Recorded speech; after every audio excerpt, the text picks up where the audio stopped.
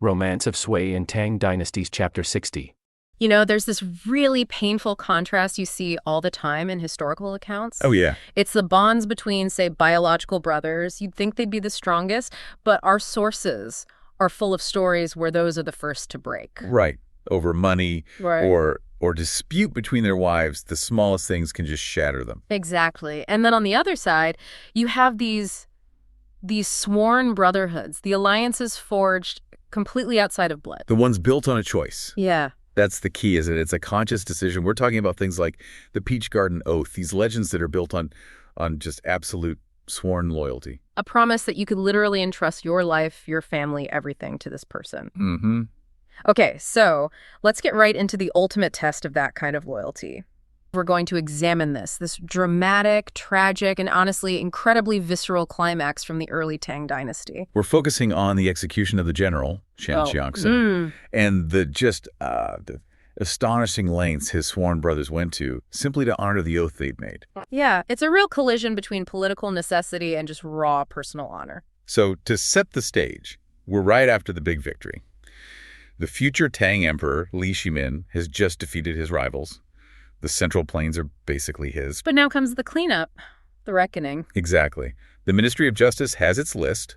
Wang Xichon's top officials, we're talking Shan Xianxin, Duan Da, others, they're all ordered to be executed immediately. The new state is flexing its muscle. It's enforcing the new law. And as soon as that order comes down, that loyalty we were just talking about, it gets tested by fire. Mm-hmm. Instantly. The three surviving sworn brothers, Xu Maogong, Qin Shubao, and Qing Ziji, they don't even hesitate. No, they race to the residence of the Prince of Qin, Li Shimin. Trying to stop what seems completely inevitable. And they know a simple plea won't work. They need a real strategy, a solid argument. So Qin Shubao, who's probably the most famous general of the three, he speaks up. And what's his angle? He makes this bold comparison. He says, Shan Xiangxin's martial skill, the sources say Ijisu, which literally means his military prowess is even greater than his own. Wow. So he's saying, this guy is even better than me. Exactly. He's making a practical pitch. Yeah. He's arguing it would be a huge military blunder to kill him. You need this man. He's too valuable. So it starts as a strategic argument, but then it gets personal fast. Very fast. They bring up their oath. A life and death bond. They'll promise to rescue each other from anything. And to prove they're serious, they put everything on the table. They volunteer their own families as collateral. Their pledge is, Yeah. it's just staggering. They say, if you pardon Xiangxin, and if he ever shows even a hint of rebellion, you can execute all of us. Our entire family's right alongside him. just think about the gravity of that offer. It's the ultimate guarantee, and yet the Prince of Qin refuses. He does. He's polite about it, you know. He says he holds no personal grudge from the war, that they were all each serving their own lord. But he says Xiangxin is inherently fickle, untrustworthy. Fickle. What's the term he uses? A dunkana. It basically means he has a treacherous heart, someone who switches sides too easily. And for a new dynasty, that's poison. So he sees him as a fundamental threat. He does. And he uses this analogy that just shuts the whole conversation down. He calls him a fierce tiger in captivity. A tiger in a cage. Right. And his argument is, if we don't get rid of this tiger now, while he's caged, we're all going to regret it when he inevitably breaks free. State security has to trump any personal appeal. Okay, so the pardon is a hard no, but the prince does offer one small compromise. A tiny concession, but it's crucial. It allows the rest of the story to even happen. So the other officials, Duan Da and so on, they're executed immediately, heads displayed, the whole thing. A clear message, Ardia. But for Shan Xiaoxin, the prince relents just a little. He says they can collect the body for a proper burial. And, more important, His family is spared. No exile, no banishment. It was this tiny nod to the honor of the men who were pleading for him. and that small mercy is the signal. The fight for his life is over. Now the sacred duty of brotherhood begins. They shift focus immediately. Zhu Mogong takes the lead on protecting the family. Right. He arranges for his own family to shelter Xiangxin's wife and daughter, to keep them safe. And Qing Ziji, he grabs wine and food and just rushes to the prison. What's the scene like there? What do they find? They find Xiangxin completely composed. Yeah. Not angry, not pleading. He's resigned. He says he sort of knew this was coming. He'd already accepted it. Yeah.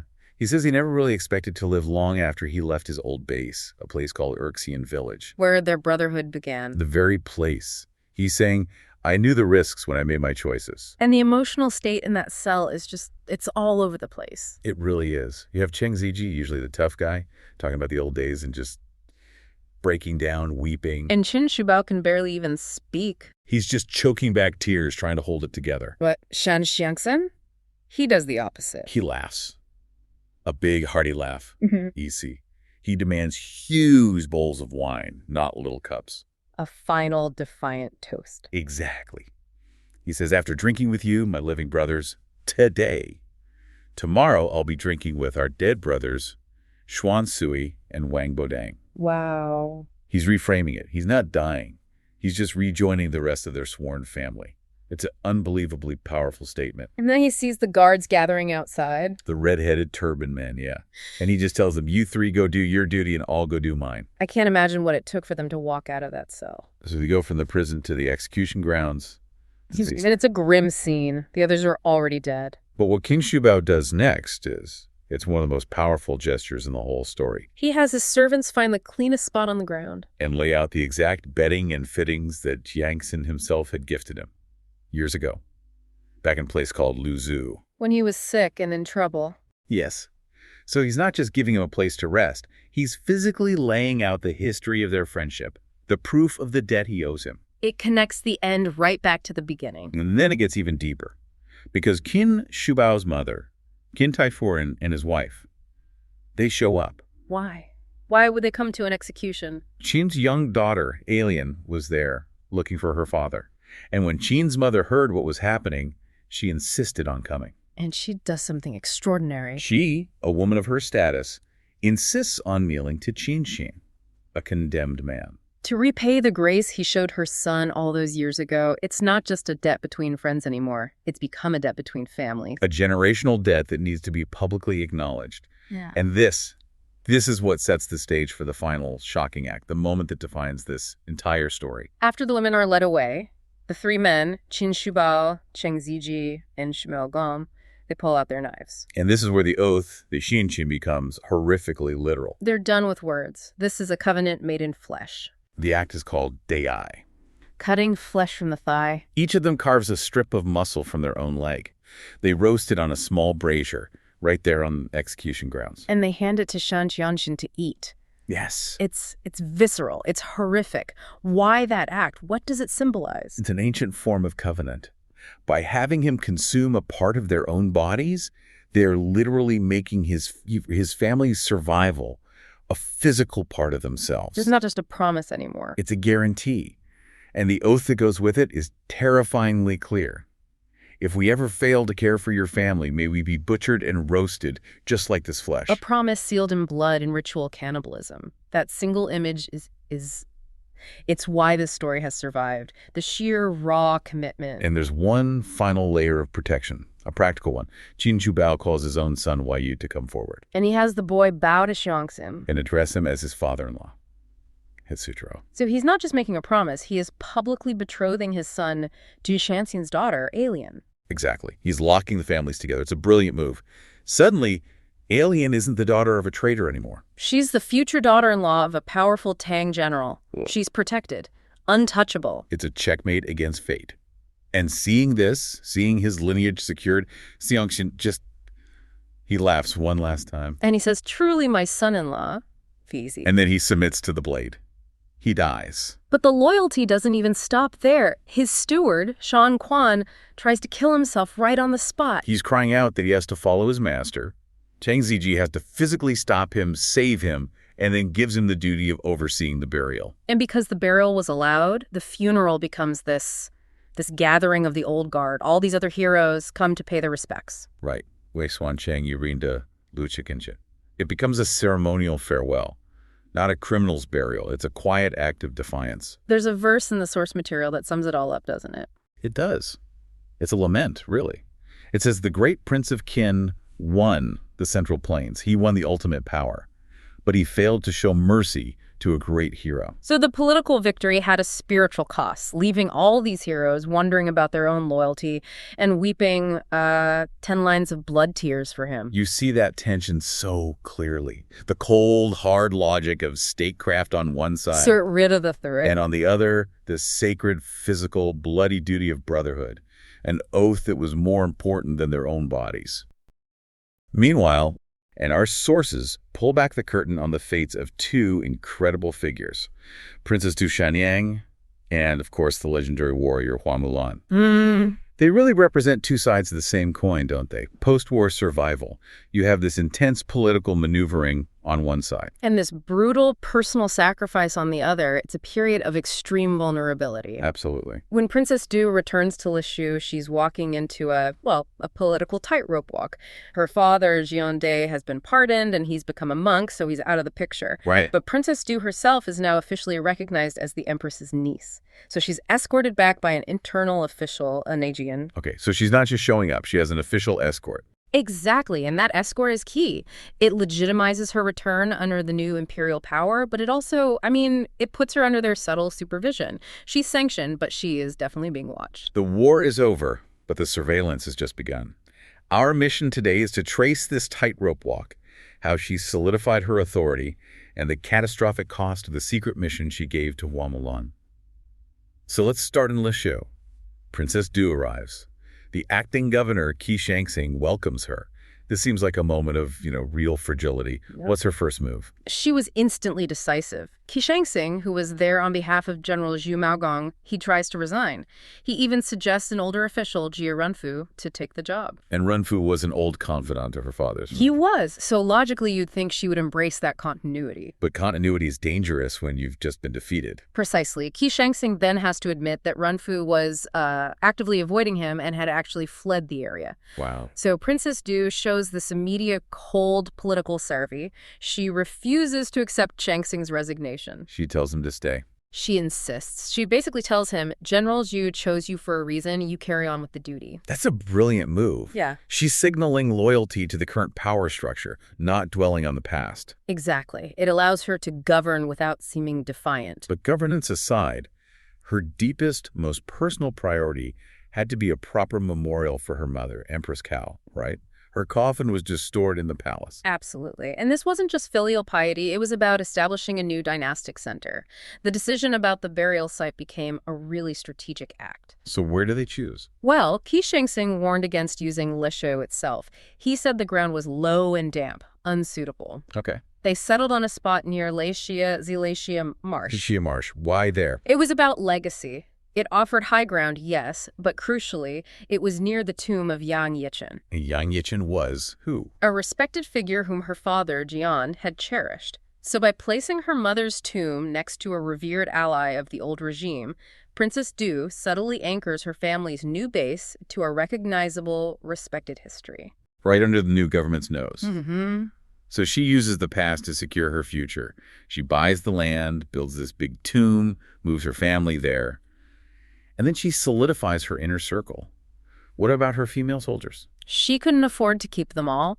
She had to transition from a military guard to a trusted administrative retinue. So she downsizes.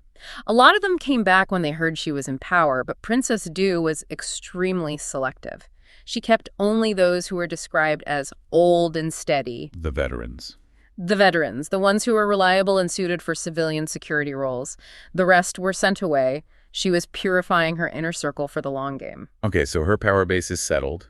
Now we move to Hua Mulan. Mulan had served faithfully, but she needs to go home. Right, filial piety. After all that time away, she has to return. Princess Du is reluctant to lose her, of course, but she can't refuse. And this is where the story pivots, isn't it? It is. This is where Princess Du's strategic need clashes with Mulan's personal duty.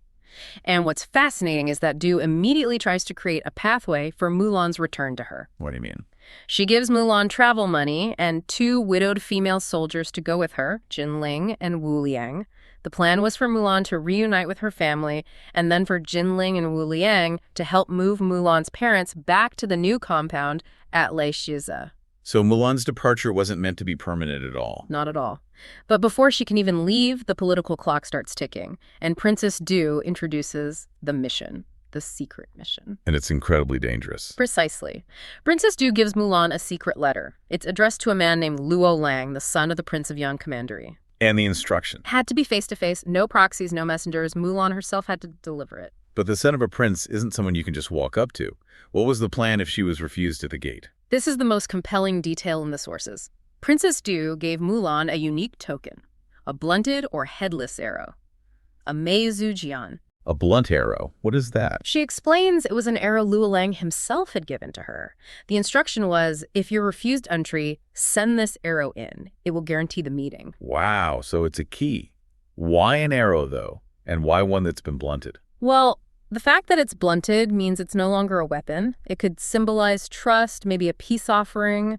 But the fact that it was his arrow exchanged privately, that implies a pre-existing agreement. A secret compact. A deeply personal and political one. Promise of marriage or an alliance that predates the whole conflict. This arrow is the physical proof of that private relationship. The stakes are just astronomical. So Mulan, Jinling, and Wu Liang set off, disguised as men. The secrecy is paramount. And the sources say Princess Du was in tears as they left. She knew how critical this was. So Mulan travels toward Hebei, finally going home after all these years. But the reunion she's hoping for, it doesn't happen, does it? No. The moment she arrives, it's shattered. The neighborhood is completely changed. And her family. She finds some old neighbors, and they tell her the devastating truth. Her father had died during her long absence. Oh, no. And in a further complication, her mother, Yuan Shi, had remarried a farmer and moved to a nearby village. After all that sacrifice she made to protect them, to come home and find your family broken and scattered, that's brutal. It's heartbreaking. The sources say she was weeping uncontrollably. She rushes to the village, finds her mother at a well. The whole scene is just deeply emotional. Mulan, her mother, her new stepfather, and her younger sister, Youlan. She has a sister. Yes, Youlan, now a beautiful 18-year-old woman. They're all reunited with floods of tears, just sharing years of painful stories. But it's just a fleeting moment of peace. Just one day, she pays respects at her father's tomb, and she's getting ready to leave for Yuzhou to complete her mission when the political world just crashes back in. What happens? Her fame, which saved her family originally, now becomes her downfall. A major ruler, Hesse Kahan, hears about Mulan. He hears about her military skill, her success in relieving a siege, and her beauty. Oh, I see where this is going. He immediately sends an official entourage to select her for his palace. A forced political marriage. This is a disaster. If she's taken, the letter is lost. Princess Du's plan fails. She's caught. She's terrified, yes, but she's more distressed about the mission. She tells her sister she absolutely cannot betray Princess Du's trust. So she's completely cornered, she can't go to the Kihan, and she can't go on the mission. Right. So she devises this desperate plan, the substitution. She asks her sister. Her younger sister, Youlan, must take her place. She tells her, disguise yourself like me, and travel to Yuzhou to deliver the letter. But Youlan is just a girl. She's never traveled. She protests, of course. She's completely inexperienced. But Mulan insists. She assures her she's capable. So you're swapping a hardened warrior for a sheltered young woman. What does Mulan give her to even have a chance? Everything. The secret letter, the 50 taels of silver for travel, and most critically, the key. The blunted arrow. The guarantee. The guarantee. And Youlan apparently knew how to read a few characters so she could grasp the seriousness of it. Mulan then commands Jinling, the experienced soldier, to go with her as her guide and protector. So the proxy mission is underway. But the entourage is at the door, demanding Mulan. How does she handle that? The final scene is just incredibly dramatic. The carriage arrives. Mulan's mother is weeping, begging them not to take the daughter she just found. She faces them with no sign of fear. She makes one last request, permission to visit her father's grave to say farewell. A final act of filial piety. Yeah. Perfectly calculated. Yes. They grant her permission. She goes to the grave, bows 4 times, weeps loudly, and then she commits suicide, cuts her own throat. Wow. The officials are stunned. Hesekian, when he hears the news, expresses profound sorrow. They bury Mulan right there beside her father. And Wu Liang, the soldier who wasn't needed for the secret mission, returns to Princess Du to report everything. And Youlan is living with that trauma. So that fear, the fear that she could be next, that the threat is still very much alive, is what drives her to act. It's not about grieving, it's about survival. It is. She realizes survival means finding a purpose, a mission. So she immediately aligns herself with a major political player. And what's her goal? Her goal is to travel to a place called Yuzhou and facilitate a really critical political marriage in Yinxi between a certain Princess Du and a very powerful figure, young General Luo. So for her, this is personal salvation and a necessary political move all rolled into one. A desperate journey, really. But the moment she arrives, she runs right into a brick wall. Literally. She has this letter, the key to the entire alliance, but she has to get it inside the official residence of the Prince of Yan Commandery. And the sources are very clear about the security here. They call it disciplined and bright, Jiling Yanming. The gate area is sukin. It's swept clean. Meaning no loitering, no chaos, no obvious way to even approach. It's the ultimate closed-loop system. When a bureaucracy is that rigid, any deviation, a misplaced piece of paper, an unscheduled visitor, It gets flagged immediately. instantly. Yeah. You can't brute force your way past that level of discipline. You have to find a way to make the delivery look like it's part of the system. Okay, so let's unpack how she even begins this process of social infiltration. The first thing Youlan does is make herself disappear, tactically speaking. She takes her confidant, Jinling, and they leave in secret at 4 in the morning. And when they get to Yuzhou and find a place to stay, the first act is a complete transformation. She doesn't just change her clothes. She disguises herself as a young scholar, a Shushengdaban. And that disguise is everything, isn't it? Oh, it's genius. It's the first critical layer of her own security. She removes her most immediate vulnerability, being a woman traveling alone, potentially a refugee, and she replaces it with a socially credible identity. An identity that lets her move through spaces without drawing the wrong kind of attention. It gives her immediate access to a whole network that would otherwise be closed off to her. But the strategy gets refined very quickly. Her friend, Jin Ling, who has experience at the princess's court, gives this essential tactical warning. Yes, she points out the extreme danger of just handing the letter over. Because the Prince of Yan Commandery himself, not the intended recipient, might be the one to open it. And that would be catastrophic. This is the critical insight. You have to know the internal power structure. If the prince opens a letter about a secret alliance he knew nothing about, the outcome is unpredictable joy or anger, Chignibuze. which could mean execution. It absolutely could. And Jin Ling emphasizes the princess's non-negotiable rule. The letter must be delivered face-to-face. Dimin Figna. Okay, hold on. Why is that face-to-face mandate so restrictive? If secrecy is the goal, why not use a coded message or a dead drop? Why does she have to get herself in so much danger with a personal meeting? Because the medium is the message here. The Demian Figno proves several things all at once. First, it proves the sender trusts the messenger completely. Okay. Second, it proves the messenger is legitimate. They made it through the journey. They got past all the obstacles. And third, it signals just how urgent and serious the news is. So that rule forces her to find another way, no standard bureaucratic channels. Right. It forces her to rely on stealth and psychological manipulation instead of, just dropping it in a mail slot. So if they can't use the front door, they have to find a human connection, a weak link. Exactly. Lon sets up in a tea house across the street, basically a surveillance post, while Jinling starts looking for a suitable contact. Someone who's close to the gate, but, maybe low enough on the ladder to be approachable. And they find their guy. They find their target, a man named Feng Xingwan. He's described as a flag bearer, a kipai. So he's got a minor but official rank. Which means he knows the routines, he has the trust of the house, but he probably doesn't have the kind of salary that makes him incorruptible. He is the perfect administrative layer to exploit. And this is where it gets really good. The approach. Lan immediately breaks the ice with hospitality. She treats Fang to food and wine, literally shouting, "Kanjing Lai, get the wine." Masterful. She doesn't start with demands. She starts with showing respect, with building a social bond. And then she weaves this fabricated backstory. A perfect one. She claims she knew the young general back in Hebei and that an old friend entrusted her with an important object, a Yagni Wujian, that she needs to return to him. Why that story? Why not just say, "I have vital news"? Because that story is perfectly calibrated to make the intermediary, Fang, feel safe. She frames it as a private, non-political matter of honor. Just returning a personal item to an old friend. Exactly. So Fang doesn't feel like he's involved in political espionage. He thinks he's just helping facilitate a respectable personal transaction. It dramatically reduces his perceived risk. But the bureaucracy still pushes back. Fang confirms the big logistical problem. The young general almost never leaves the residence except for official things like hunting or feasts. Right. And Fang suggests the easy way out for himself. Just pass a letter to the general's steward. But Youlan holds firm to that core mission. She does, but she offers a compromise that still moves things forward. She agrees not to send the letter that way, but offers to submit a token, a sunu, first. Ah, a token to signal the general directly. Yes. She promises this token will let the general know who she is, so Fang won't be held responsible for anything. It's a brilliant way to mitigate the risk for the middleman while keeping that face-to-face meeting on the table. Which brings us to the key that unlocks the whole fortress. The token itself.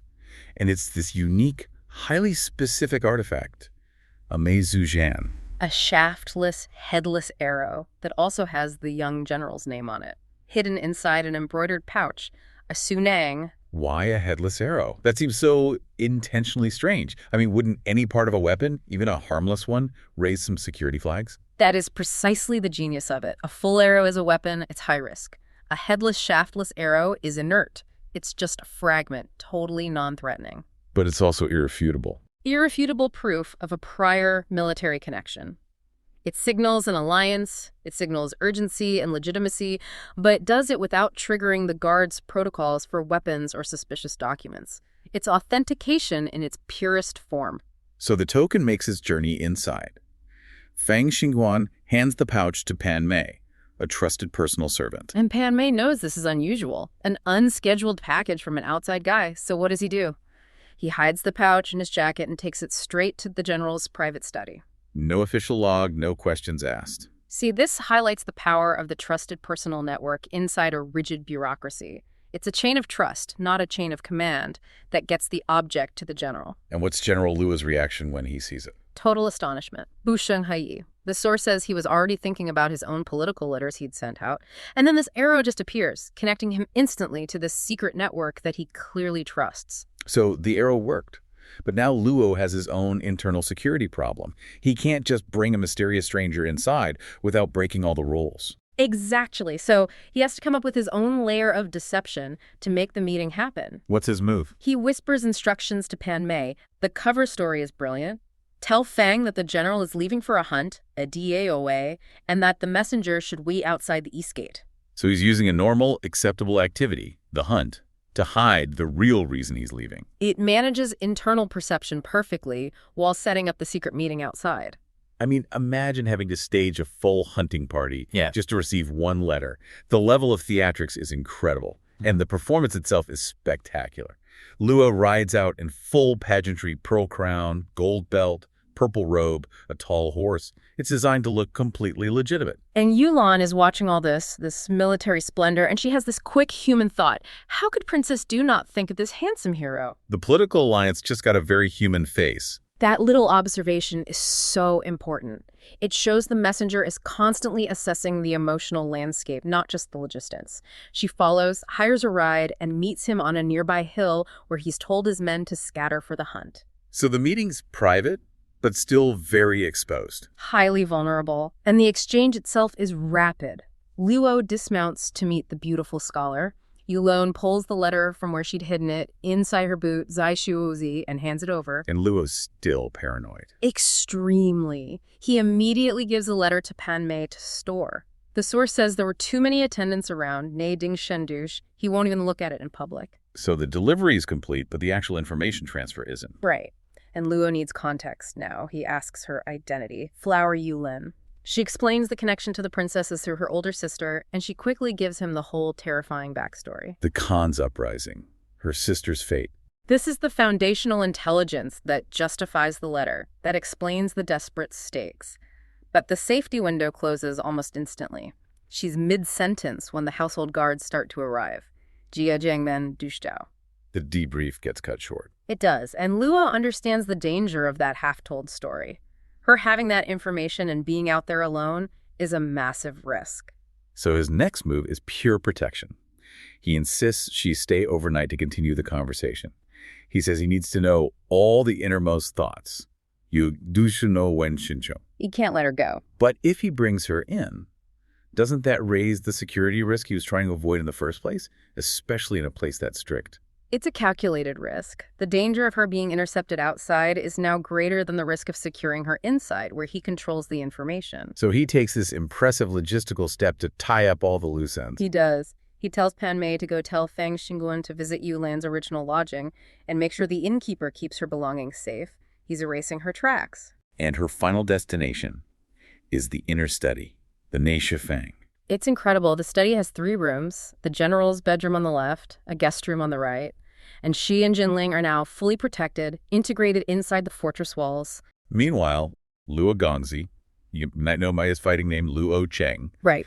and he's betrothed to this woman of noble lineage, Dulai Niang, a really powerful political match. And then it all falls apart. A mysterious, unexpected messenger arrives from a faraway place and delivers a rejection so definitive it brings this noble hero to his knees. And he's expecting it to finalize this beautiful political romantic match. And instead, he opens it, and it's a complete formal letter of rejection, a Zhuhun de Yufushu. His reaction is immediate and total. The sources describe him weeping like a child in his mother's arms. It's a complete emotional breakdown because his expectation, both political and personal, is just annihilated. And the letter itself, it's a piece of art. It's signed with this calculated humility. The deceased daughter of a conquered state, Miss Du Lin Yang. She instantly nullifies her new royal status in favor of her more tragic origin. She does. She acknowledges their history, their alliance on horseback, but immediately contrasts that with their current situation. Nation broken, home ruined. Her core argument is all about protecting Luo Gongzi's reputation by claiming her own status is too low. She uses that phrase, cloud and mud separation, arguing that because Luo Gongzi is a great vessel, his status is like the clouds in heaven. And hers is the mud on the earth. She calls it an unequal match. It's a tragic act of self-abasement, almost designed to stop him from even trying to appeal. It's masterful rhetoric. But here's the vital clue that keeps hope alive for him. She confirms she is not breaking her word, but says she relies on her sworn sister to fully explain her deepest, truest feelings. And this is where Luo Gongzi's father, and a powerful national defender, he steps in. He spots an opportunity that is just, well, irresistible. What's so fascinating here is Luo Gong's purely political calculation. He sees this elevated, almost royal status as the perfect asset for their family. His plan is clinical. Right. Send an official congratulatory memorial, a he-bow to the court, and at the same time arrange the marriage. He's completely confident the Empress will grant the union, making it an undeniable match. He believes imperial decree just overrides everything else. We appeal directly to the Emperor and Empress. The political truth. They have to grant the marriage now that she's recognized by the Empress Dowager. To him, the personal letter means nothing. But this introduces the first real puzzle, doesn't it? Luo Gong is still confused. The letter mentioned a sworn sister. But the messenger who delivered it, Youlan, is clearly a man. And that is the first significant crack in the storyline Niang has built. And it's a critical distinction that Luo Gongzi misses, at least at first. The court document prep is going to take 4 or 5 days, so he insists that Youlan stay at their estate in Yuzu. Right, and it's during this time that Youlan starts to fill in the blanks of Lin Yang's story, cementing their shared moral world. Okay. Yeah, Youlan confirms that after the pardon, Lin Yang had retreated to a life of solitude, moving to guard her family's Tumkan Jushimu. It's a life of dedication and mourning. But then, Youlan shares a truly gut-wrenching tragedy involving his or her elder sister, Mulan. And this is where the story's moral ceiling just gets set incredibly high. Youlan recounts that Mulan, facing this dire threat, committed suicide Ziwen right there at the tomb. She took her own life because the Kugin, the foreign tribal leader, wanted to select her for his palace. Being selected would mean being defiled, used as a political tool. Exactly. So Mulan's action, her self-sacrifice, it was a profound statement about preserving moral purity and integrity in the face of just brutal power. It elevates the whole narrative. And Luo Gongzi is stunned by this. He strikes the table, calls Mulan a wise sister, and regrets he never met her. He recognizes a kind of heroism that goes way beyond the battlefield. A heroism defined purely by moral conviction. And all the while, this noble hero, Luo Gongzi, is completely oblivious to the secret standing right in front of him. The whole situation pivots on a perfectly ordinary morning. Luo Gongzi gets up early, doesn't want to disturb his guest, and he overhears a conversation between his own attendant, Pan Mei, and Youlan's attendant, Jinling. It's that wonderful, classic literary moment of accidental discovery that just shatters the whole facade. Right. The two attendants are flirting. Pan Mei is trying to convince Jinling to stay at the estate and marry him. But Jinling corrects him. She clarifies that she's only a maid sent by the princess to accompany her sister, that's Mulan, home. She insists she is not Youlan's property. And then Pan Mei makes the joke that exposes everything. He says, "What happens if the young master finds out your second master is a woman?" And Jinling's happy reaction is all the confirmation he needs. Luo Gongzi hears this and he is just utterly stunned. He thinks, strange are his servants all women. So he pulls Pan Mei aside, questions him privately, and the attendant confirms it. Youlan is not a man. Jinling is a woman. Youlan is the sister, sworn sister from the letter, traveling in disguise to complete her mission. The plot just accelerates dramatically now. Luo Gongzi is overjoyed, but he makes a fatal mistake. Instead of respecting the virtue and the dedication behind her deception, he tries to force the situation. He does. He invites her to drink, purposefully fakes being drunk, and then tries to embrace her, revealing he knows her secret. He says, "I, Luo Cheng, have cultivated virtue for several lifetimes, and today I meet my wise sister." He recognizes her nobility, but he immediately interprets that recognition as permission to claim her as a reward. His desire just instantly overrides his character. And Youlan immediately pushes him away.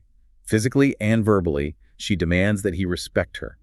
She knows the attendants confessed, but this is the critical moment where the conversation stops being about romance and becomes a pure philosophical duel. This is where she flips the entire power dynamic.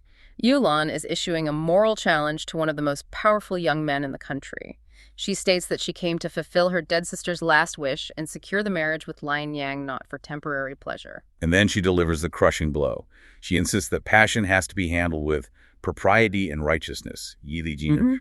Without that principle, she says, his desire is no different than banditry or Kang Liang. That comparison is just stunning. Think about the gravity of that. She is standing before a celebrated warrior, a high-ranking noble, and she is telling him to his face that if he acts on impulse just because he has the power to do it, he is morally the same as a common thief who takes what he wants by force. She's forcing him to be a true hero, not just a successful warrior. She is, and she backs this up by citing historical paragons of virtue.